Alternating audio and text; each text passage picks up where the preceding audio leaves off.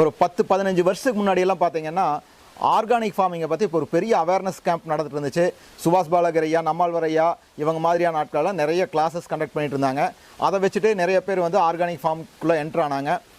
அதுக்கப்புறம் பார்த்தீங்கன்னா காலப்போக்கில் அது அப்படியே கொஞ்சம் குறைஞ்சிருச்சு. இப்போ பார்த்தீங்கன்னா ரொம்ப கம்மியான பேர் தான் பார்த்துருக்காங்க. அப்படி ஒரு ஃபார்மில் நாம் போய் பார்த்தோங்க. இப்போ ஆர்கானிக் ஃபார்மிங் பண்ணிட்டு இருக்கிற ஒரு ஃபார்முக்கு போய் பார்த்தோம்.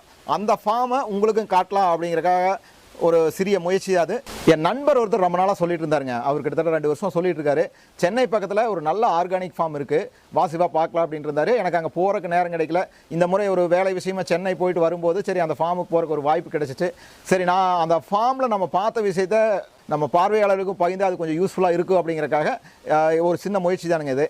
அந்த ஃபார்ம் எங்கே இருக்குது அப்படின்னு பார்த்தீங்கன்னா சென்னையிலேருந்து திருச்சி போகிற ரூட்டில் மேல்மருவத்தூர் தாண்டி அச்சிரப்பாக்கத்துலேருந்து லெஃப்ட் ஒரு 10 கிலோமீட்டர் போனீங்க அப்படின்னா பெரிய கயப்பாக்கம் அப்படிங்கிற அந்த கிராமம். அந்த கிராமத்தில் தான் அந்த ஆர்கானிக் ஃபார்ம் இருக்குது. இந்த ஆர்கானிக் ஃபார்மிங் யார் பண்ணிட்டு இருக்காங்கன்னு பார்த்தீங்கன்னா air marshal Sukumar, retired Indian ஏர்ஃபோர்ஸில் பைலட்டாகவும் டெஸ்ட் பைலட்டாகவும் ஒரு சுமார் 40 வருஷம் சர்வீஸ் செஞ்சுட்டு ஆஃப்டர் ரிட்டையர்மெண்ட் அவருடைய சொந்த ஊரான பெரிய கயப்பாக்கு கிராமம், செங்கல்பட்டு மாவட்டத்தில் இருக்கிற பெரிய கயப்பாக்கு கிராமம் அச்சிரப்பாக்கம் பக்கத்தில் இருக்குது. அந்த கிராமத்தில் வந்து அவருடைய பரம்பரை பூமியில் அவர் ஆர்கானிக் ஃபார்மிங் பண்ணிகிட்ருக்காரு.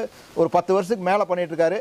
அந்த ஃபார்ம் உண்மையிலேயே ரொம்ப அற்புதமாக இருந்தது. நான் போகும்போது கூட சரி எப்படின்னு இருக்குது பார்க்கலாம் அப்படிங்கிற மாதிரி போயிருந்தோம்.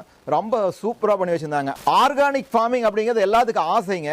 இன்றைக்கி வந்து எனக்கு கூட ஆசை இருந்துச்சு, ஆர்கானிக் ஃபார்மிங் பண்ணலான்ட்டு ஆசை இருந்துச்சு. கொஞ்சம் முயற்சி வரணும் போதே அது வந்து நமக்கு சூழ்நிலையினால் சரிப்பட்டு வரல அப்படிங்கிற சுச்சுவேஷன் வந்து என்ன அப்படின்னு பார்த்தீங்கன்னா ஆர்கானிக் ஃபார்மிங் பண்ணணும் அப்படின்னா நீங்கள் குறைஞ்சது முதல்ல ஒரு 3-4 வருஷம் அமைதியாக இருக்கணும். அதில் வருமானம் வரலைனாலும் நமக்கு தாக்கு பிடிக்கிற சூழ்நிலை இருக்கணும். இந்த இதில் வந்து இந்த ஃபில்டரில் வந்து 90% வெளியே போயிடுவாங்க. ஏன்னா வந்து ஒரு விவசாயம் பண்ணுறவங்க 4 வருஷத்துக்கு வருமானம் இல்லாமல் அமைதியை எப்படி உட்காந்துருக்க முடியும்? ஏன்னா அந்த மண் கண்டிஷனுக்கு வரக்கே 3-4 வருஷம் ஆயிரும்.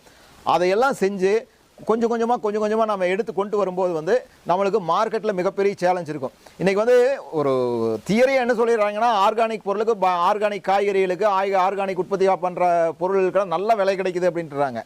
ஆனால் அதை போய் நாம் விற்று பார்க்கும்போது தான் தெரியும் அது எவ்வளோ பெரிய சவாலான விஷயம்னு. ஏன்னா கெமிக்கல் உற்பத்தி பண்ணவங்களும் அவங்களும் கொண்டு வந்து ஆர்கானிக்னு விற்கிறாங்க. அதனால் வந்து ஆர்கானிக் ஃபார்மிங்கில் உள்ள வந்தவங்கலாம் இந்த பிரச்சனையை ஃபேஸ் பண்ணும்போது அல்டிமேட்டாக பணம் மேட்டர்ஸ், மணி மேட்டர்ஸ். அப்போ வந்து அவங்க வந்து அந்த பொருளாதாரத்தில் இழப்பை சந்திக்கும் போது, பிரச்சனை சந்திக்கும் போது நிறைய ஆர்கானிக் ஃபார்மிங் ட்ரை பண்ணவங்கலாம் விட்டுட்டு வெளியே போயிட்டாங்க. ஆனால் இன்னும் சில பேர் இந்த மாதிரி ஏர் மார்ஷல் சுகுமாரன், இவர் வந்து ரிட்டையர்டாக ஏர்ஃபோர்ஸ் ஆஃபீஸர், இவர் வந்து பண்ணிட்டு இருக்காரு. இந்த மாதிரி பண்ணுறதெல்லாம் வந்து ரொம்ப கம்மியான நபர்கள் தான் பண்ணிட்டு இருக்காங்க.